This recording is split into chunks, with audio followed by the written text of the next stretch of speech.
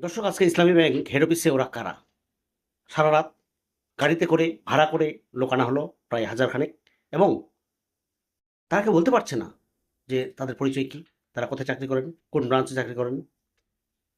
এরা সবাই চিটাগাং থেকে এসেছে এবং সবাই সালামের লোক, পটিয়া থেকে এসেছে। ইসলামী ব্যাংকে প্রায় 5,000 কর্মীকে অবৈধভাবে নিয়োগ দেওয়া হয়েছিল, যাদের কোনো সার্টিফিকেট ছিল না। অনেকের পুরা কোনো ইন্টারভিউ হয়নি, কোনো রকম পরীক্ষা ছাড়াই তাদেরকে নিয়োগ দেওয়া হয়েছিল। জাস্ট সিভি,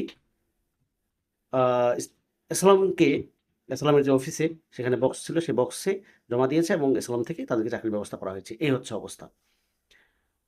এটা ইসলামী ব্যাংক কর্তৃপক্ষের সিদ্ধান্ত বা সিদ্ধান্তে তাদের চাকরিচ্যুত করা হয়েছে, বিষয়টা এরকম না। হাইকোর্ট এবং বাংলাদেশ ব্যাংক তারা সবাই দেখেছে, পরীক্ষা নিরীক্ষা করেছে এবং তারাই সিদ্ধান্ত দিয়েছে তাদের চাকরিচ্যুত করা। তারপরও ইসলামী ব্যাংক কর্তৃপক্ষ একটা পরীক্ষার জন্য ডাকছিল সবাইকে, কিন্তু 5,000 কর্মকর্তার মধ্যে মাত্র 500 জনের মতো পরীক্ষায় অ্যাটেন্ড করেছিল, বাকিরা কেউ অ্যাটেন্ড করে নাই। যারা অ্যাটেন্ড করেছিল তাদের কিন্তু চাকরি এখনো আছে। তাহলে তারা ইসলামী ব্যাংকের রীতিমতো বৃদ্ধাঙ্গুলি দেখিয়েছিল। আজকে রীতিমতো মব তৈরি করা হয়েছে এবং ভাড়া করে এনে আন্দোলনে শরিক করানো হয়েছে।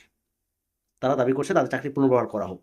আমি কয়েকজনকে জিজ্ঞেস করলাম, কেউ বলতে পারতেছে না ঠিক কোন ব্রাঞ্চে চাকরি করছে, কোন পজিশনে চাকরি করছে, কোথায় ভর্তি পরীক্ষা দিয়েছে। যাচ্ছে তাই অবস্থা। এগুলোকে আহ, এগুলোর বিরুদ্ধে প্রতিটা মানুষের দাঁড়ানো দরকার। এটা একটা অন্যায়। এবং বিএনপির বিএনপির কয়েকজন নেতা, শীর্ষ নেতা, তারা নাকি ইন্ধন জোগাচ্ছেন, এরকমই কিন্তু আমরা জানতে পারছি। ইসলামী ব্যাংকের মতো একটা বড় প্রতিষ্ঠান বাঁচাতে হবে, এটাই হচ্ছে আসল কথা। দর্শকের বিষয়ে আপনার কোনো মন্তব্য থাকলে কমেন্টে জানান। ধন্যবাদ।